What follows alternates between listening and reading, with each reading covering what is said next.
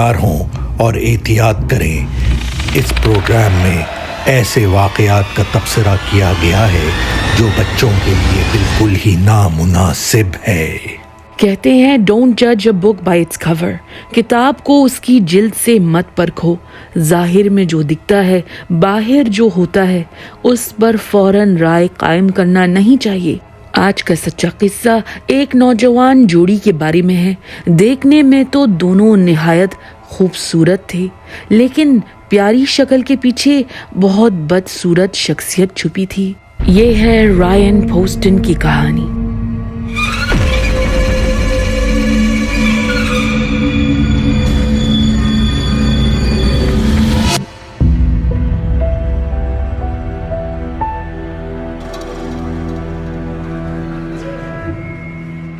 Cincinnati Ohio, 12 اکتوبر 2012 Friday کا دن تھا۔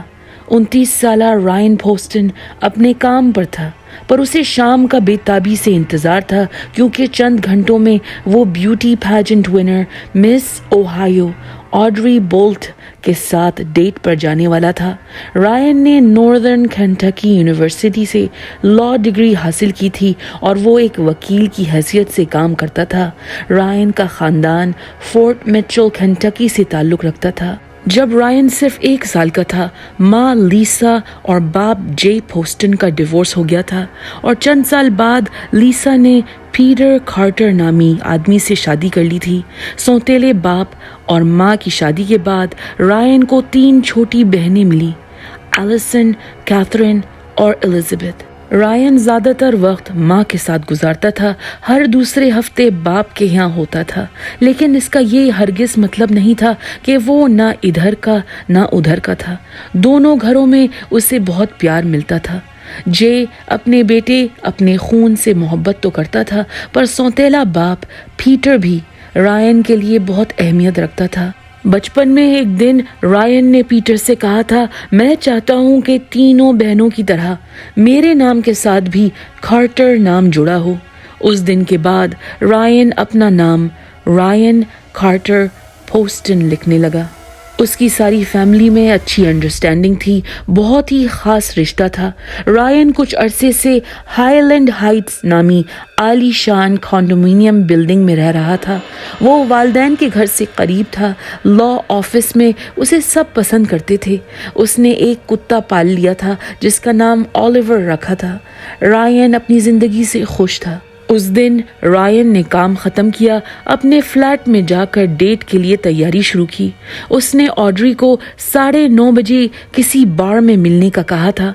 Audrey بتائے ہوئے وقت پر پہنچی، لیکن رائن کا نام و نشان نہیں تھا۔ رائن کو فون کیا، لیکن اس نے کالز یا ٹیکسٹ میسیجز کا جواب نہیں دیا۔ آڈری کو بہت غصہ آیا۔ اگر رائن نے ارادہ بدل دیا تھا تو ایسے گوسٹ کرنے کی کیا ضرورت تھی؟ آڈری نہیں جانتی تھی کہ رائن بیچارہ فون اٹھانے کے قابل ہی نہیں تھا۔ اس رات رائن کے فلیٹ سے ایک لڑکی نے ایمرجنسی میڈیکل سروسز کا نمبر ڈائل کیا۔ لڑکی کا نام شینا ہیوبرز تھا۔ وہ 21 سال کی تھی اور رائن کی ایکس گرل فرینڈ تھی۔ شینا سائیکالوجی میں گریجویٹ اسٹوڈنٹ تھی اور وہ تقریباً 1.5 سال پہلے رائن سے ملی تھی۔ ایک دن رائن نے اس کی تصویر فیس بک پر دیکھ لی تھی۔ اس نے شینا کو فرینڈ ریکویسٹ بھیجی تھی۔ شینا نے فرینڈ ریکویسٹ ایکسیپٹ کی تھی اور میسج لکھا تھا، میں تمہیں کیسے جانتی ہوں، ویسے تم بہت handsome who.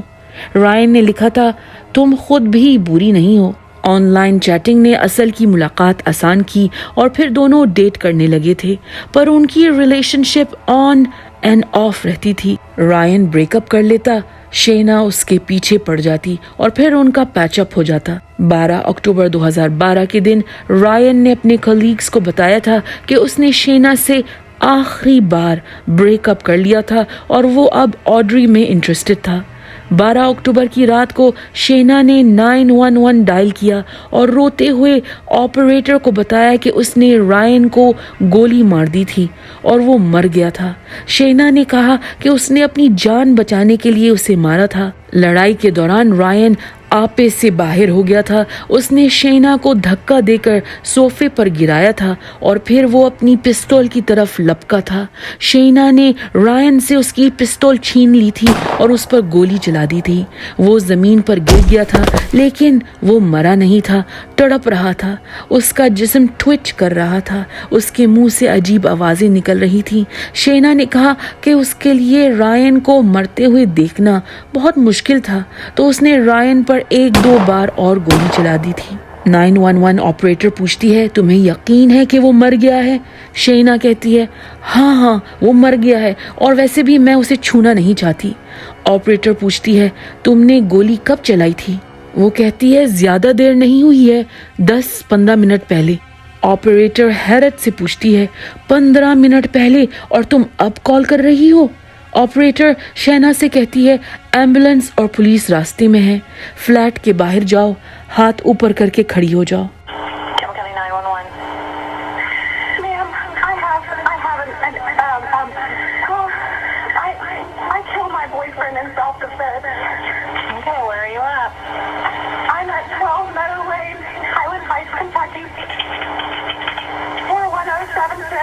Okay, 12 Meadow Lane, are you in a house or an apartment there? It's an apartment, it's apartment suite 10. Is it Meadow, anything else, Meadow View or something? No, 12 Meadow Lane, near my children's stuff. Okay, tell me again what unit you're in, it's not showing on my computer. It's 10, it's unit 10. Okay, you're at 12 Meadow Lane, unit number 10. Okay, hold on. What did you kill him with? A gun, a loaded gun in the house. Tell me where the gun is right now. The gun is in the house. Where at, though, ma'am? Tell me where it's at. I laid it on the bookshelf. Where at? Laying on the shelf? On the bookshelf. Where are you? I'm standing about 10 feet from his dead body. Okay, are you sure that he is dead? He's dead, ma'am. He's completely dead. Okay. And how long ago did you shoot him? I don't know, 10 minutes, not even that long. 10 or 15 minutes ago? Yeah. Flat में सबसे पहले दाखिल होने वाला police officer lieutenant David फोर्नाश था। अंदर आते ही उससे रायन पोस्टन की लाश डाइनिंग रूम के खालीन पर मिली। वो टेबल के नीचे पड़ा था, उसके जिस्म में कई गोलियां लगी थीं। फोरेंसिक टीम ने क्राइम सीन महफूज किया और तस्वीरें खींची। रायन की लाश पोस्टमार्टम के लिए भेजी गई। शैना को थाने ले जाया गया। शुरू से ही ये केस डिटेक्टिव्स के लिए मुख्तलिफ था, क्योंकि शैना ने रायन को गोली मारने से इनकार नहीं किया था। शुरू से ही वो कह रही थी कि उसने गोली अपने दिफा में चलाई थी। ये मर्डर का केस नहीं था, सेल्फ डिफेंस का केस था, वो कह रही थी। इंटरोगेशन रूम में शैना ने सबको हैरान कर दिया। लग ही नहीं रहा था कि उसके हाथों कोई मर गया था। उसकी बातें इतनी अजीब थीं, उसका रवैया बहुत ही कैजुअल था। लेफ्टिनेंट फोर्नाश ने शैना को कमरे में बिठाया और वो बाहर जाने लगा कि शैना ने धाड़ें मारनी शुरू कर दी। उसकी शक्ल बिगड़ गई, पर एक आंसू नहीं निकला। लेफ्टिनेंट फोर्नाश ने कहा, बस 1 सेकंड में वापस आता हूँ, कुछ नहीं होगा। जैसे ही वो कमरे से निकल गया, शैना बिल्कुल ठीक हो गई, चुप हो गई, एकदम नॉर्मल। पूरा नाटक खत्म हो गया। जैसे लाइट का स्विच ऑन एंड ऑफ करते हैं, वैसे ही चुटकी में रोना धोना बंद। जब वो वापस आया, ऑफिसर ने शैना के सामने उसके हुकूक पढ़े, जिससे मिरांडा वार्निंग या मिरांडा राइट्स कहते हैं। आपको खामोश रहने का हक है। आप जो भी कहेंगे वो अदालत में आपके खिलाफ इस्तेमाल किया जा सकता है। इससे पहले कि हम कोई सवाल पूछें, आपको वकील से बात करने का हक है। पूछगछ के दौरान अपने साथ वकील को बिठाने का हक है। अगर आपके पास वकील के पैसे नहीं हैं तो एक पब्लिक वकील मुकर्रर किया जा सकता है। अगर आप वकील के बगैर सवालात का जवाब देने का फैसला करते हैं तो आपको किसी भी वक्त रुकने का हक है। शैना ने मिरांडा वार्निंग सुनकर कहा, मुझे वकील ले लेना चाहिए। लेफ्टिनेंट फोर्नाश ने जवाब में कहा, ठीक है, तो मैं कोई सवाल नहीं पूछूंगा। ऑफिसर तो चुप हो गया, पर शैना थी कि उसके मुंह पर ताला ही नहीं लगा।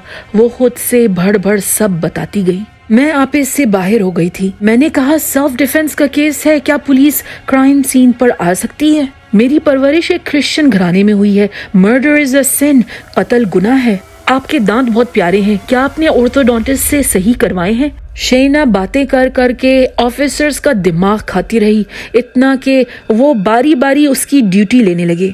एक ऑफिसर तंग होकर बाहर जाता तो दूसरा ऑफिसर अंदर आता। मुझे जेल जाना पड़ा तो वहाँ शावर ले सकती हूँ या बस गंदी हालत में रहना होगा। फिर उसने यूनिवर्सिटी के असाइनमेंट की बात की। मंडे को 2 पेपर्स देने हैं, अब तो कोई फर्क नहीं पड़ता। बातों बातों में शैना ने बताया कि रायन बहुत गुस्से में था। वो शैना को गुड़िया की तरह, एक रैग डॉल की तरह कभी एक तरफ तो कभी दूसरी तरफ धक्के दे रहा था। कभी वो टीवी पर जा गिरती तो कभी फर्नीचर पर। कई बार वो बुक केस से जाकर टकराई थी। रायन फिर डाइनिंग टेबल की कुर्सी पर बैठ गया था। वो चीख रहा था, तुम जाहिल गंवार हो, मैं तुमसे नफरत करता हूँ। फिर उसने पिस्तौल की तरफ हाथ बढ़ाया तो शैना ने पिस्तौल उठाकर उस पर गोली चला दी। रायन का सर टेबल पर गिर गया था और फिर वो जमीन पर लुढ़क गया। नीचे गिरकर वो हिल रहा था, ट्विच कर रहा था, तो शैना ने उस पर फिर गोली चला दी। शैना ने कहा, मैंने एक गोली उसके चेहरे पर मारी। रायन को अपनी खूबसूरती पर बहुत गुरूर था। एक बार उसने कहा था कि वो अपनी नाक पर प्लास्टिक सर्जरी करवाना चाहता है। मैंने उसकी प्लास्टिक सर्जरी करवा दी। पुलिस अफसरान शैना की ये बात सुनकर हैरान थे। हंसते हंसते फिर उसने कहा, पता नहीं कोई मुझसे शादी करना चाहेगा या नहीं, अगर वो जान जाए कि मैंने अपने बॉयफ्रेंड को कत्ल किया है। हा, ये कोई मजाक नहीं है। इंटरोगेशन रूम में शैना कभी खड़े होकर गाना गाती तो कभी वो नाचती। उंगलियों से चुटकी बजाकर धीमी आवाज में उसने एक बार कहा, I did it, I killed him। शैना को गिरफ्तार किया गया। रायन के कत्ल के तकरीबन 2.5 साल बाद 13 अप्रैल 2015 के दिन शैना ह्यूबर्स का केस अदालत तक पहुंचा। प्रोसिक्यूटर्स का कहना था कि शैना रायन पोस्टन से ब्रेकअप नहीं करना चाहती थी। वो उसके डेट पर जाने के प्लान का सुनकर आग बगोला हो गई थी। उसने जानबूझकर रायन को कत्ल किया था। प्रोसिक्यूशन टीम ने अपने सबूत पेश किए। 1, शैना ने कहा था कि रायन ने उसे टीवी और बुक शेल्फ पर कई बार धक्का दिया था, पर क्राइम सीन की तस्वीरें कुछ और कह रही थी। टीवी वैसे का वैसी था, जगह से हिला नहीं था। उसके ऊपर धूल मिट्टी जमी हुई थी जिस पर कोई निशान नहीं थे। बुक शेल्फ पर लाइन से पिस्तौल की गोलियां खड़ी हुई थी और काफी सारा डेकोरेशन का सामान था। अगर बुक शेल्फ को धक्का लगता या कोई उससे टकराता तो गोलियां गिर जाती, चीजें जगह पर नहीं होती। 2, रायन के पड़ोसी वर्नन और डोरिस वेस्ट को पेश किया गया। मियां बीवी रायन के फ्लैट के नीचे वाले कॉन्डोमिनियम में रहते थे।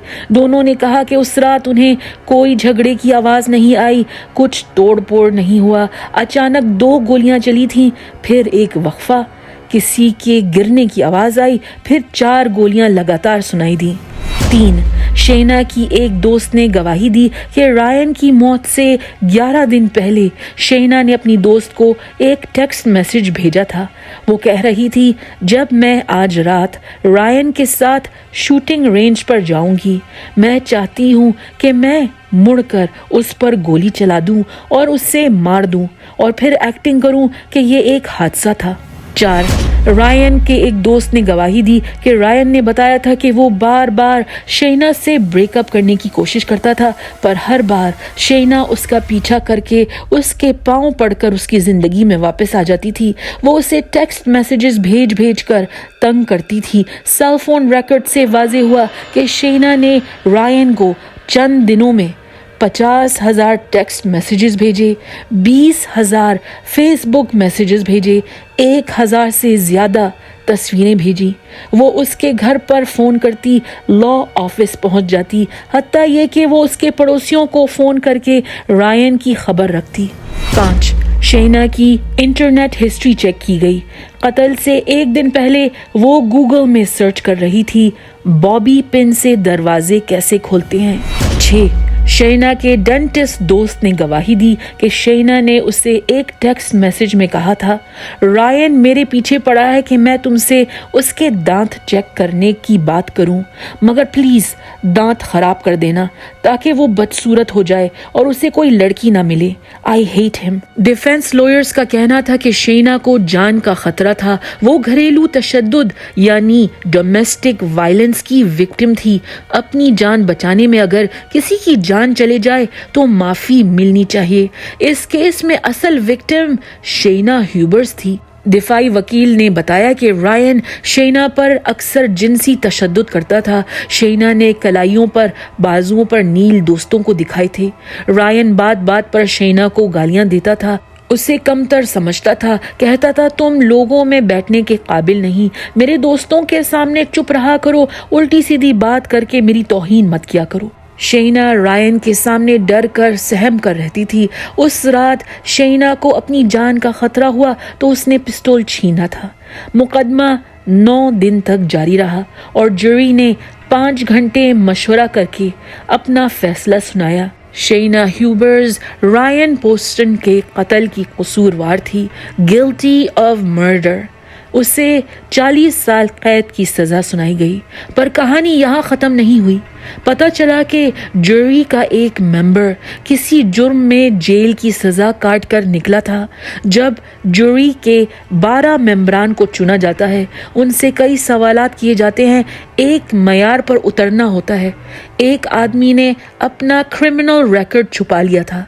जूरी के फैसले को रिजेक्ट किया गया और अगस्त 2018 में रायन के कत्ल के 6 साल बाद नए सिरे से मुकदमा अदालत में पेश किया गया। अब शेना ह्यूबर्स 27 साल की थी और उसके खिलाफ अदालत में मजीद गवाह पेश किए गए।